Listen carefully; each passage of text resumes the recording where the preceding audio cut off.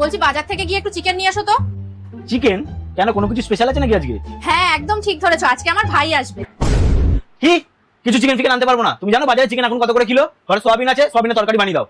সোজা কথায় কিছু হবে না, মনে হচ্ছে এবার আমাকে কিছু একটা বুদ্ধি লাগাতে হবে। বলছি আমার ভাই শুধু একা আসছে না, ওর সাথে আমার বোনও আসছে। কি, তোমার বোন আসছে আজকে?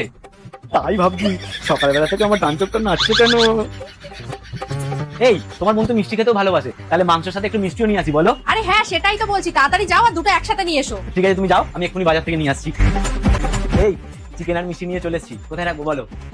হ্যাঁ ওখানটা রাখো। এই বলছি, তোমার বোনকে ফোন করে জিজ্ঞেস করলে কত দূর এলো? কি? না না, আমি সেটা বলিনি, আমি বললাম তোমার ভাইকে ফোন করে জিজ্ঞেস করলে ওরা কত দূর এলো। আরে রাস্তায় আছে, আসছে, কিন্তু আমার বোন ওর সাথে আসছে না। কেন? আরে মা ওকে আসতে দেয়নি, ওর পরীক্ষা আছে। সেদিনকে শালা ডাক্তারবাবুই ঠিক বললো, আমার ডান চোখের পাওয়ার বেড়েছে বলেই ডান চোখ নাচছিল। তুমি যাও তো।